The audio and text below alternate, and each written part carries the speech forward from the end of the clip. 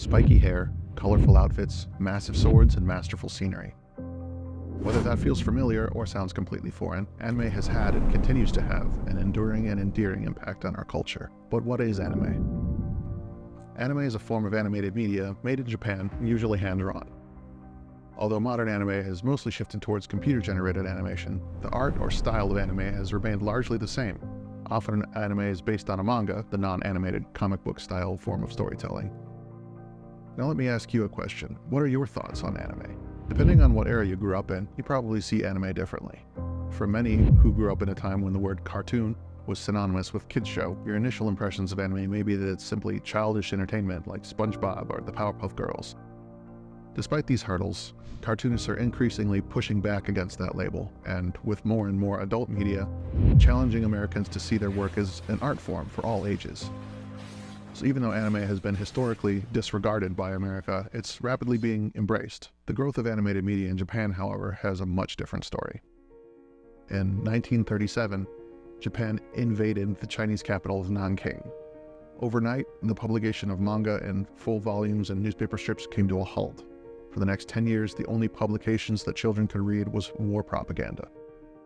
It's in this context that a young artist, Osamu Tezuka, grew up. After the war, the media landscape of Japan had changed remarkably little, even with the American occupation. The horrors and costs of war and the cultural shame that followed were taboo to speak of. The general public remained silent. Cue Osamu Tezuka. Leaving behind his bathroom toilet paper comic strips he drew during the war, Tezuka began creating full-fledged manga. A manga which opened the door for creating conversation. His manga, known to Americans as Astro Boy, spoke on topics such as the dangers of nationalism, racism, genocide, and the national shame that followed the end of the war. Since Tezuka's comics were viewed as childish, they went uncensored. His manga and future anime would not only foster a generation, but it would also serve as the bedrock for healthy conversations about war. Perhaps, through his child-friendly metaphors, Tezuka was able to help an entire nation process the horrors they witnessed, or even committed, and lead them to a place of healing. Although Tezuka was not the only major contribution to the history of anime and manga, his influence and importance was far-reaching.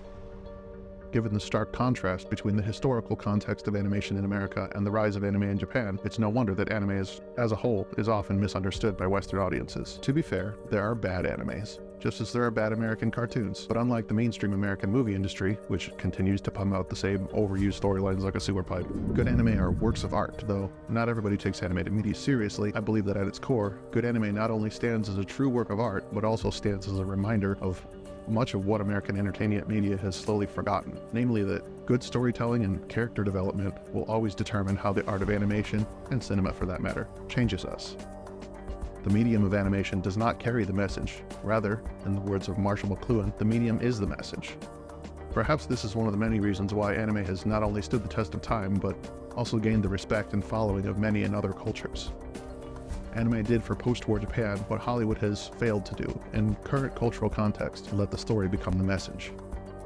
When we forcibly insert political and social messages into a story at the cost of the story itself, we're left with an abandoned home that once felt alive but no longer is. Audiences seek stories like Lord of the Rings, Star Wars, and the Avengers in order to, for a brief time, suspend the reality they live in. We all in some way, shape, or form seek escapism. When a story is built solely to carry a message or agenda, that message is what breaks our suspension of reality, returning us right back to where we started.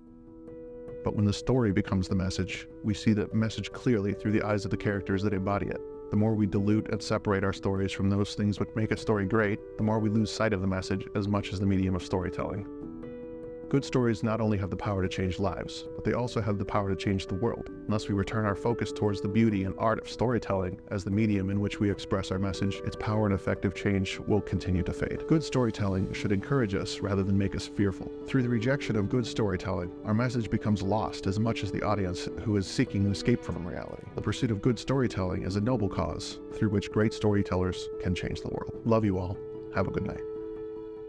Thanks for joining us. I'm Nate. And I'm Adam. And this is For the Love of It. If you liked today's video, hit the subscribe button and hit the notification bell to stay up to date on new content that we post on a regular basis. For even more great conversations, check us out on Spotify, Apple, Amazon, or wherever you listen to podcasts. You can also check us out on Instagram or TikTok. As always, love you all.